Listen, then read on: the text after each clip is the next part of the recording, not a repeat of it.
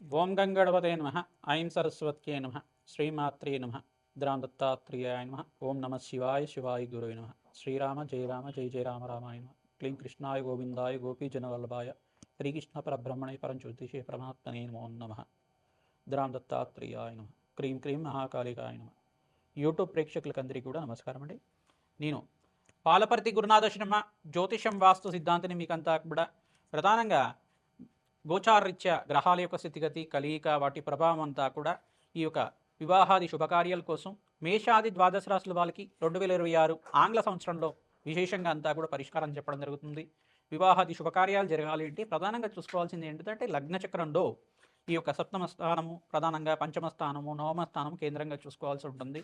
ప్రధానంగా వివాహ కారకులైన గ్రహాలంతా కూడా చూసుకుంటే సప్తమాధిపతి మరియు లగ్నానికి సప్తమాధిపతి యొక్క రంగా ఉండాలి. ప్రధానంగా చూసుకోవాలనుకుంటే కనుక జాతకరీత్యా ప్రధానమైన కారణాల వల్ల వివాహం ఆలస్యం అవుతుంటాయి. ప్రధానంగా మానవాళికి అంతా కూడా పూర్వజన్మలు చేసుకున్న పుణ్య ఫలితం వల్ల వివాహాది శుభకార్యాలు శీఘ్రంగా జరగడానికి ఆస్కారం ఉంటుంది. ప్రధానంగా చూసుకుంటే ప్రధానంగా ఈ యొక్క నవమ స్థానంలో కనుక రాహు సంచారం జరిగి ఉంటే దాన్ని పితృదోషం కారణం అంటారు. తర్వాత పంచమ స్థానంలో రాహు ఉంటే కనుక ఈ యొక్క కాలసర్ప దోషం అంటారు. ప్రధానంగా చూసుకుంటే కొన్ని అష్టమ స్థాన దోషాలని చెప్పేసి మాంగళ్యక దోషాలని చెప్పేసి కొన్ని ప్రధానమైన దోషాలు అనేది ఉంటాయన్నమాట. దానికంతా కూడా జ్యోతిష శాస్త్ర ప్రామాణికంగా మీకంతా కూడా తంత్రశాస్త్రంలో అంతా కూడా చెప్పడం జరిగింది. ప్రధానంగా ఈ యొక్క జ్యోతిష కారకత్వంలో ప్రధానంగా గ్రహాల యొక్క కారకత్వంలో అంతా కూడా ఈ యొక్క శుక్రుడు బృహస్పతి అంతా కూడా వివాహానికి కారకం అవుతుంటారు. ప్రధానంగా చూసుకుంటే అంగారకుడు కూడా వివాహానికి కారణం అవుతుంటారు. చంద్ర భగవానుడు చంద్రబలం కూడా యోగకరంగా ఉండాలి. బృహస్పతి అంగారకుడు మరియు శుక్రుడు చంద్ర భగవానుడు సప్తమాధిపతి ఏ లగ్నం అయితే ఉందో లగ్నానికి సప్తమాధిపతి యోగకరంగా ఉండాలి. అష్టమ స్థానంలో ఈ యొక్క పాపగ్రహాల యొక్క కలయిక లేకుండా ఉండాలి. ఈ యొక్క కొన్ని గ్రహాల యొక్క స్థితిగతి సంయోగం అనేది పాపగ్రహంతో పాటు సంయోగం లేకుండా ఉండాలి. గ్రహస్థితి అంతా కూడా చూసుకుంటే జన్మ జాతకం ప్రకారంగా మీకు వివాహాది శుభకార్యాలు జరగడానికి ఆస్కారం ఉంటుంది. గోచారీత్యా కూడా గురుబలం చేకూరుతుందన్నమాట. గోచారీత్యా గురువు అంతా కూడా యోగకరంగా మంచి శుభస్థానంలో యోగకరంగా ఉంటే కనుక శీఘ్రంగా వివాహాది శుభకార్యాలు జరగడానికి ఆస్కారం ఉంటుంది. ప్రధానమైన కారణం అంతా కూడా చూసుకుంటే మాంగళిక దోషం అనేది ప్రధానంగా కారణంగా చెప్పడం జరుగుతుంది. అంటే మాంగళిక దోషం అనేది అంగారక దోషం అంటారు దాన్నంతా కూడా. ఈ అంగారక దోషం అనేది విశేషంగా మీకంతా కూడా జాతకరీత్యా ఎవరికైతే కనుక అంగారకుడు ఈ స్థానంలో ఉంటే కనుక దోషకారిగా ఉంటాడు. ప్రధానంగా వివాహాది శుభకార్యాలు ఆలస్యం అవడానికి అంతా కూడా మాంగళిక దోషం ఆలస్యం అవడానికి ఆస్కారం ఉంటుంది. అదొకటి కారణం మాత్రమే. అదొకటే కాకుండా పితృదోషము స్త్రీ శాపము పితృదోషం అనేది మాతృమూలకమైన పితృదోషం కానీ ప్రధానమైన దోషాలంతా కూడా ఉంటాయి. దీనికంతా కూడా కారణంగా చెప్పడం జరుగుతుంది. పూర్వజన్మ చేసుకున్న కర్మశేషాన్ని అంతా కూడా అనుభవించే విధంగా ఉంటుంది. కావున కర్మఫలతాతన శనీశ్వరుడు అంతా కూడా మీకు ఆ కర్మదోషాన్ని నుంచి నివారణ అవ్వడానికి అవకాశం ఉంటుంది. ప్రధానంగా దానికి పరిష్కారాలు కూడా ఉంటాయి. ప్రధానంగా చూసుకుంటే శ్వేతర్క కళ్యాణం అని చెప్పేసి అంటారు, అర్క కళ్యాణం అని చెప్పేసి అంటారు. ప్రధానంగా చిల్లేడు చెట్టుకి కళ్యాణం చేయించడం అనేది ఉంటుంది. తర్వాత కుంభ వివాహం అని చెప్పేసి ఉంటుంది, అశ్వత్థనారాయణ కళ్యాణం అని చెప్పేసి ఉంటుంది. ఇటువంటి పరిహారాలంతా కూడా ఆచరించడం వల్ల శీఘ్రంగా మీకంతా కూడా వివాహాది శుభకార్యాలు జరగడానికి ఆస్కారం ఉంటుంది. మేషాది ద్వాదశ లగ్నాల జాతకులంతా కూడా మేషాది ద్వాదశ రాశుల జాతకులంతా కూడా ప్రధానంగా మీకు వివాహాది శుభకార్యాలు జరగాలి అంటే కనుక శీఘ్రంగా జరగాలి అంటే కనుక సుబ్రహ్మణ్య స్వామి కళ్యాణం అంతా కూడా ఆచరించడం వల్ల శీఘ్రంగా వివాహాది శుభకార్యాలు జరగడానికి ఆస్కారం ఉంటుంది. ప్రధానంగా జాతకరీత్యా ఉన్న దోషానికి ప్రబలంగా ఉందా లేదా చూసుకోవాలి. ఏ స్థానంలో దోషం అనేది ఉంది, దానికంతా కూడా దోష స్థితి అంతా కూడా ఏ రకంగా ఉంది, యుతి అంతా కూడా ఏ రకంగా ఉంది, ఏ గ్రహాల యొక్క సంయోగం వల్ల ఈ యొక్క దోష ప్రామాణికం అంతా కూడా నిర్ధారణ అయింది అనేది జ్యోతిష సిద్ధాంతాలతోటి మీరంతా కూడా నిరూపణ చేసుకొని తత్పరిహారార్థం అంతా కూడా ఆచరించడం వల్ల శీఘ్రంగా వివాహాది శుభకార్యాలు జరగడానికి ఆస్కారం ఉంటుంది. ఈ యొక్క విశేషాలంతా కూడా ఈ ఎపిసోడ్లో చెప్పడం జరుగుతుంది.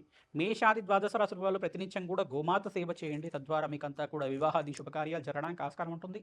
2026లో మేషాది ద్వాదశ లగ్న జాతకులకి మేషాది ద్వాదశ రాశుల వాళ్ళకి ఎవరికైతే కనుక గురుబలం అంతా కూడా చేకూరుతుందో వాళ్ళకంతా కూడా శీఘ్రంగా వివాహాది శుభకార్యాలు జరగడానికి ఆస్కారం ఉంటుంది. అందరికీ కూడా వివాహాది శుభకార్యాలు జరగాలని చెప్పి ఆశీర్వాదం చేస్తూ జగన్మాత అనుగ్రహం వల్ల అతి శీఘ్రంగా వివాహాది శుభకార్యాలు జరగాలంటే ఎటువంటి పరిష్కారాలు ఆచరించాలో ఈ ఎపిసోడ్లో చెప్పడం జరుగుతుంది. కర్కాటక రాశి జాతకులకి ప్రధానంగా చూసుకుంటే గోచారిత్య వివాహాది శుభకార్యాలు జరగడానికి 2026 ఆంగ్ల సంవత్సరంలో అంతా కూడా అత్యంత శుభప్రదంగా ఉంది. ప్రధానంగా బృహస్పతి ఉచ్చస్థానంలో మార్పు ప్రధానంగా చూసుకుంటే ఇక్కడ అత్యంత యోగకరంగా జరగడానికి ఆస్కారం ఉంటుంది. శనీశ్వరుడు కూడా ప్రధానంగా చూసుకుంటే ఇక్కడ మీనరాశిలో సంచారం జరుగుతుంది. ప్రధానంగా మకర రాశిలో అంతా కూడా ఇక్కడ అంగారకుడు ఉచ్చస్థానంలో మార్పు జరిగినప్పుడు వివాహాది శుభకార్యాలు జరగడానికి ఆస్కారం ఉంటుంది. ప్రధానంగా బృహస్పతి ఉచ్చస్థానంలో మార్పు జరగడానికి అత్యంత శుభప్రదంగా మారడానికి ఆస్కారం ఉంటుంది. శుక్రుడు ఉచ్చస్థానంలో మార్పు జరిగినప్పుడు వివాహాది శుభకార్యాలు గోచారిత్య అత్యంత అనుకూలంగా ఉండడానికి ఆస్కారం ఉంటుంది. కర్కాటక రాశి జాతకులకి విశేషంగా బృహస్పతి, అంగారకుడు మరియు ఈ యొక్క రవి భగవానుడు జాతకరీత్యా అత్యంత యోగకరంగా ఉండాలి. జాతకరీత్యా చంద్ర భగవానుడు కూడా అత్యంత శుభుడుగా ఉండాలి. కావున వివాహాది శుభకార్యాలకంతా కూడా ఈ గ్రహాలంతా కూడా కారకత్వం అవుతాయి. ప్రధానంగా చూసుకుంటే జన్మ జాతకమే ప్రధానమైన జాతకంగా ఉంటుంది. జాతకరీత్యా గురుబలం అంతా కూడా చేకూరుస్తుంది. కావున అతి శీఘ్రంగా కళ్యాణ యోగం అవడానికి జాతకాన్ని అంతా కూడా పరిశీలన చేసుకొని తద్వారా మీరు పరిహారం చేసుకోవడం వల్ల మీ జాతకరీత్యా మాంగళిక దోషం ఉందా, లేదు మాంగళ్య దోషం ఉందా, ఏ దోషానికంతా కూడా పరిష్కారం ఏ రకంగా ఆచరించాలి, సులభమైన పరిష్కారాలు ఏంటి అనేది జ్యోతిష్ సిద్ధాంతులతో మీరు నిరూపణ చేసుకొని పరిహారం అంతా కూడా విశ్లేషణ చేసుకోవడం వల్ల అతి శీఘ్రంగా కళ్యాణ యోగం అవడానికి ఆస్కారం ఉంటుంది. ఓం శరవణ బబాయ నమః, ఓం శరవణ బబాయ నమః, ఓం శరవణ బబాయ నమః నామాన్ని ప్రతినిత్యం కూడా జపాన్ని ఆచరించడం వల్ల వివాహాది శుభకార్యాలు జరగడానికి ఆస్కారం ఉంటుంది. ప్రధానంగా మాంగళ్యనాథాయ నమః అనేది ప్రధానంగా ఓం మాంగళ్యనాథాయ నమః అనే నామం అంతా కూడా కాలభైరవ స్వామికి అంతా కూడా విశేషంగా ఉంటుంది. కాలభైరవ స్వామికి ప్రీతికరంగా ఓం మాంగళ్యనాథాయ నమః అనే నామాన్ని కూడా ప్రతినిత్యం కూడా ఈ యొక్క జపాన్ని ఆచరించడం వల్ల వివాహాది శుభకార్యాలు జరగడానికి ఆస్కారం ఉంటుంది. కావున విశేషంగా పుణ్యశాంతి హోమాది కార్యక్రమాలు అంతా కూడా చెప్పడం జరుగుతుంది. ఈ యొక్క కాలభైరవ శాంతి హోమాది కార్యక్రమాలు ఆచరించడం ప్రధానంగా హనుమత్ మూలమంత్ర సహితంగా విశేషమైన హోమం అంతా కూడా మంజసూక్త విధానంగా అంతా కూడా ఆచరించడం వల్ల అరటి పండ్లతోటి విశేషమైన శాంతి హోమాది కార్యక్రమాలు ఆచరించడం వల్ల వివాహాది శుభకార్యాలు జరగడానికి ఆస్కారం ఉంటుంది. బగలాముఖి శాంతి హోమాది కార్యక్రమాలు పసుపు కొమ్ములతోటి విశేషంగా శాంతి పూజలంతా కూడా ఆచరించడం వల్ల అమ్మవారి అనుగ్రహం వల్ల గురుకటాక్షం సిద్ధిస్తుంది. దత్తాత్రేయ స్వామివారి అనుగ్రహం కలుగుతుంది. అమ్మవారి అనుగ్రహం వల్ల విశేషంగా శాంతి హోమాది కార్యక్రమాలు ఆచరించడం వల్ల మీకు జాతకరీత్యా ఉన్న సకల గ్రహదోష నివారణ జరుగుతుంది. వివాహాది శుభకార్యాలు జరగడానికి ఆస్కారం ఉంటుంది. ప్రధానంగా జన్మ జాతకమే ప్రధానమైన జాతకంగా ఉంటుంది. కావున హస్త సాముద్రిక ప్రకారంగా మీరంతా కూడా చూపించుకోవాల్సి ఉంటుంది. మరియు దత్తనాడి ప్రకారంగా మీకు విశ్లేషణ చేసి పరిష్కారం అంతా కూడా చెప్పడం జరుగుతుంది. కావున విశేషమైన పూజలంతా కూడా ఆచరించండి. బృహస్పతికి ఈ యొక్క ప్రధానంగా శాంతి పూజలు ఆచరించడం యోగకరంగా ఉంటుంది. జాతకరీత్యా మీకంతా కూడా జాతకరీత్యా మీకు ఎటువంటి దోషాలు ఉన్నాయి దానికంతా కూడా పరిష్కారం చేసుకోవడం వల్ల బృహస్పతికి, చంద్ర భగవానుడికి, శనీశ్వరుడికి, అంగారకుడికి, శుక్రుడికి జపము హోమాది కార్యక్రమాలు ఆచరించడం వల్ల వివాహాది శుభకార్యాలు జరగడానికి ఆస్కారం ఉంటుంది. శ్రీమాత్రే నమః. మేషాది ద్వాదశ రాశుల వాళ్ళకి ప్రధానంగా చూసుకుంటే గోచారీత్యా 2026 ఆంగ్ల సంవత్సర ఫలితాల్లో భాగంగా అన్ని రాశుల వాళ్ళకు కూడా వివాహాది శుభకార్యాలు జరగడానికి గ్రహాలంతా కూడా యోగకరంగా ఉండాలి. జాతకరీత్యా గోచారీత్యా కూడా ప్రధానంగా బృహస్పతి, శుక్రుడు, అంగారకుడు, శనీశ్వరుడు ఈ గ్రహాలన్నీ కూడా బుధ భగవానుడు ఈ గ్రహాలన్నీ కూడా వివాహాది శుభకార్యాలకి కారణమవుతుంటారు.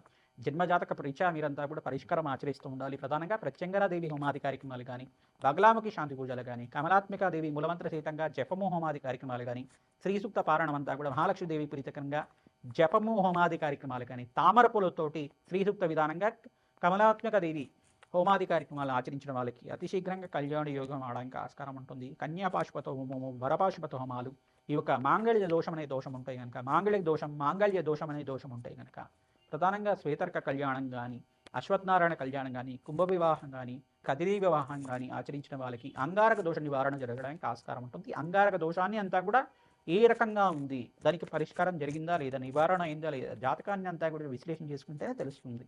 తద్వారా వివాహాది శుభకార్యాలంతా కూడా ఇదొకటే ప్రామాణికంగా కాకుండా పితృదోషం కానీ, స్త్రీ దోషం కానీ అనేది, స్త్రీ శాపం కానీ అనేది ఉంటాయన్నమాట. ప్రధానంగా మాతృమూలకమైన పితృదోషం కానీ ఉంటుంది. ఈ దోషానికి పరిహారం అంతా కూడా ఆచరించిన వాళ్ళకి అతి శీఘ్రంగా కళ్యాణ యోగం అవడానికి ఆస్కారం ఉంటుంది. ప్రధానంగా ఈ గ్రహాలు 5 గ్రహాలు అత్యంత యోగకరంగా ఉండాలి జాతకరీత్యా. జన్మ జాతకమే ప్రధానమైన జాతకం ఉంటుంది. రాజశ్యామల యజ్ఞాతిగ్రతలు ఆచరించిన వాళ్ళకి అతి శీఘ్రంగా కళ్యాణ యోగం అవడానికి ఆస్కారం ఉంటుంది. ప్రధానంగా దత్తాత్రేయ స్వామి వారి పుణ్యక్షేత్రాలు అంతా కూడా తరచుగా మీరంతా కూడా దర్శనం చేసుకుంటూ ఉండండి. అరటి పండ్లంతా కూడా నివేదన చేసి స్వామివారికి భక్తులకంతా కూడా పంచడం వల్ల అతి శీఘ్రంగా కళ్యాణ యోగం అవడానికి ఆస్కారం ఉంటుంది. గోమాత సేవ చేసిన వాళ్ళకు కూడా వివాహాది శుభకార్యాలు జరగడానికి ఆస్కారం ఉంటుంది. శివపార్వత కళ్యాణము, ప్రధానంగా సుబ్రహ్మణ్య స్వామి కళ్యాణం అంతా కూడా ఆచరించిన వాళ్ళకి అతి శీఘ్రంగా కళ్యాణ యోగం అవడానికి ఆస్కారం ఉంటుంది. సీతారాముల కళ్యాణం అంతా కూడా ఆచరించిన వాళ్ళకి అతి శీఘ్రంగా కళ్యాణ యోగం అవడానికి ఆస్కారం ఉంటుంది. శ్రీమాత్రే నమః. దత్తాత్రేయ.